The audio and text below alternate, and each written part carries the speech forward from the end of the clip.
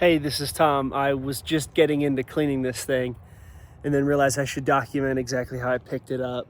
This is a 1982 four-wheel camper Grandby. Fits really well on my 1995 Ford F250. And I just want to show you guys how it looks. Overall, it's in really good shape. I'm pleased with it. I just started cleaning this lower trim area and well, we'll see how clean I can get it. Right now, there's a little bit of damage on this part of the siding. Looks like it's been patched. These are all factory windows, and there is sealant there. It still actually feels like it has some flexibility to it. So maybe they were using butyl. Yeah, it's got some give. This, I'd like to rehab a little bit, but it's certainly not rotten, which I'm very excited about. Frame is straight. It's a baseball glove fit in the back of this 250. Ford didn't change the shape of their beds from 1980 to 1997 was the last year of the old body style. And this four-wheel camper came off the lot when that was new. When this came off the lot in 82, the Ford body style sitting right there was brand new. I've got this giant 2x4 leaned up against it because I have it partially resting on the sawhorses, partially resting on the jacks. I really just lowered it down until the sawhorses were good and stuck in there to make sure it didn't wobble too much. And well, it still had a little bit more side to side sway than I'd like. So I did that for now, just to drop it, to get it on the property at home. It didn't, my Ford doesn't have tie down mounts yet. So I drove it all the way home from Gilpin County, Colorado. We're in Jefferson County, not that far. I took the frontage roads on I-70 and it didn't move an inch without a single strap on it. So I don't think I have to reinvent the wheel as far as the tie down points go on this truck, but I'm still gonna do a good job. I've already made the decision to retain the factory mounting locations because it gives me the warm and fuzzies. It's how four-wheel campers designed it to fit. And you can see, because of this secondary, this two-tiered bump out in the Ford, or in the four-wheel camper, it fits incredibly snug in the Ford. This upper section is, I've got about 1/2 inch to 3/4 of an inch of room on either side of the camper before it is snug against the inside of the bed rail. So there is no room for a turnbuckle to come down from the underside of this face down to a mounting point, simply because there's not enough space for a turnbuckle there, let alone enough room to manipulate it. This is some factory drain stuff going on, factory fill. He did some work to the water tank, but that's the factory propane cabinet. Nice. I'm all over the place, but I'm really excited. And this 82 is in overall great shape. The underside wood of the cab over portion is deteriorating, and they were forthcoming about the only point of water intrusion ever being up here. They have coated the roof. Let me see if I can. The roof has some evidence of coating. I work at a roofing company, so I'm leaning towards a Karnak product. They're out of Arizona, made in the USA. Potentially a full silicone roof coating, and then cleaning up those bars, because there's like this coating spillage on the bars that's just, I think, bringing down the class of the camper as to how it could be. I don't mind if the roof's coated, but I'm thinking set a tape line right at that kink below all those screws, coat down to that. So I still have a silver flange, but everything from there will be white up. And then if I clean off these bars with Scotch-Brite, get those buffed again, the aforementioned, in addition to just hitting all these seals, I haven't decided exactly what I want to do here, but I do like how when I run my microfiber real hard in there, I was already starting to see material come up, which means without damaging the siding, I can remove as much of this old sealant as is still accessible, give that a good clean, potentially get a real nice mating surface. I can see this sealant looks dark. I'm never going to clean it enough to get all of the dark out of there. So I'm not going to use clear when I go back into it because you just see that underneath, which means I could either do dark again, which would be coward's way out, or try and do white, which I am leaning towards. But that just means I have to do a really good job of cleaning all of the old sealant out or fully bury it in places where I do not. It's in pretty good shape. The door is not opening stellar the way that it's sitting on the jacks right now.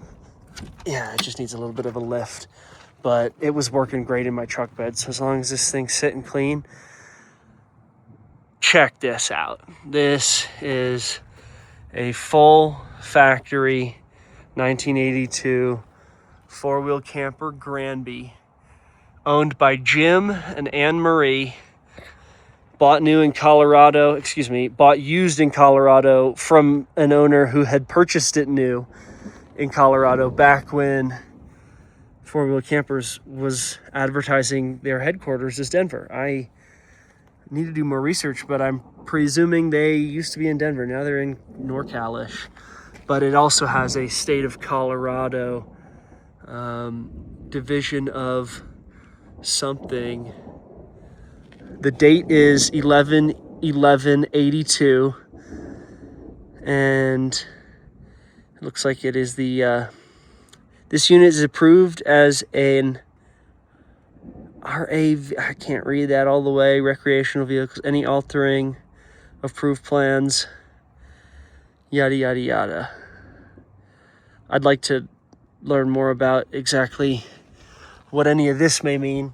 The former owner, Jim, had this on a short bed, old body style Ford, and so I believe this is custom, an additional bunk. I think he filled this in, but I do not know how four-wheel campers would have, this might have been an old cubby. I don't know what was going on here before. It fits in my truck just fine, just the way that it is.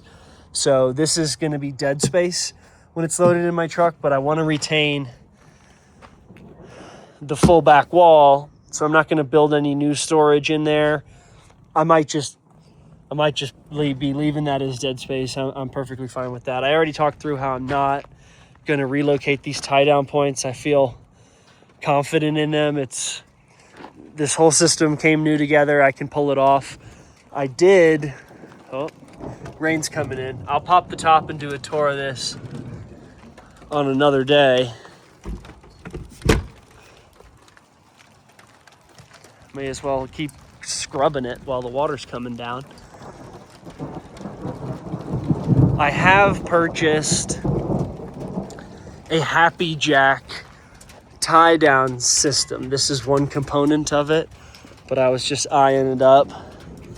This is going to go here, and there's a brace in the front wall of the truck bed that spans side to side that through bolts and grabs these, and it also has L brackets that go down and mount down into the top of the frame. So I'm actually going to be drilling a 3/8 hole in, I think, a cross member, which makes me feel okay.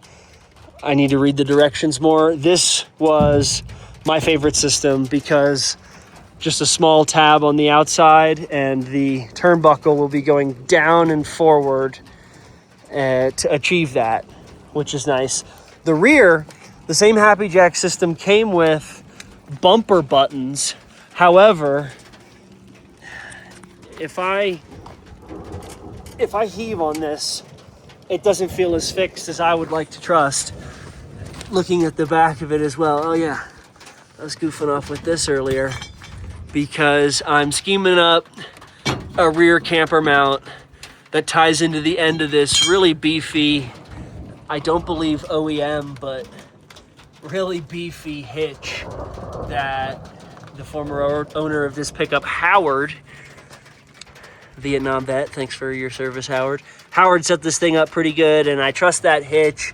I also trust the loads that I would be putting upward on this would be perfectly suitable for this mechanism to handle. So I think I'm gonna do my first welding project because I have a welder that my pops gifted me for Christmas almost 4 years ago, and I haven't done anything with it. And I researched all day. Nobody makes what I want for the rear end. I don't want to do buttons in this bumper. I might end up getting an OBS Solutions bumper, and I want to leave that clean and chrome. Something that pops in the end there will pick up off these back factory loops. And once this thing is cleaned up, we will discuss further. I think I told you Jim and Anne-Marie were forthcoming about this being the only water intrusion, but I got distracted by the roof. I do plan to replace this undercab storage area. However, I laid on it and it felt perfectly freaking solid. So I see why somebody just taped it. You're never putting a boot down in that outside corner. It is not optimal, but I know myself and I want to have some fun with this thing before I let perfect get in the way of a good time. So I'm focusing on mounting it. I'm focusing on no further water degradation at this time. And then I just want to go have a good time like it's 1982 in the back of my OBS. And we'll get into the deeper resto mod stuff in the future. I also have in mind, I have in mind a systems rebuild. I'd really like this to have an outdoor shower with a water heater and a propane furnace. And I'd like to run all of that off of the factory propane mount. I want to keep this build super clean. So I do not want to have a bunch of shit hanging off the outside of this assembly. By that I mean, I'm going to retain this factory propane tank cabinet, and I don't want to just mount an external diesel fuel tank. So I'm going to lean towards propane heat. It's what four-wheel campers specs stock. This needs some TLC. Propane four-wheel camper specs propane heater stock, so I can reuse the exhaust. You know what? Well, I'm not sure if I'm comfortable climbing in this thing yet, but if I lean my head in, I'll be out of the rain. This is the stock kitchen. It's got a gas burner up there. This is the output for the factory heater, and with the exhaust on the back wall, I'm optimistic that if I start undoing screws here, I can put whatever system heat solution I want in this factory location, preserve access to the propane, also in the factory location. This slides open. There's a water tank right here. I think it's only 5 gallons tops. I'm considering more kitchen storage, relocate the water tank under there, and then I can do a fat water tank and use some of this space to run the water heater. I'd have a plumbing run, but that's workable.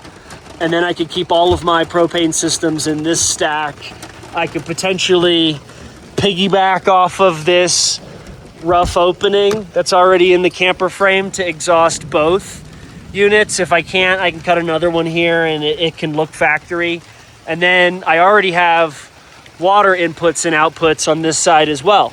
So that's my shore power. I literally haven't tested that yet. I'm excited, but I want to get the fire extinguisher first. H2O, drain open, closed. That's nice. Thank you, Jim. Or Anne-Marie, I suppose. Yeah, I'm thinking hot water heater shower output on this side. Potentially a little shower enclosure. Potentially a little awning. But, oh boy. It's coming in now. Truck's windows are up. This is going to be a really good time. I'm looking forward to this project. I will update you.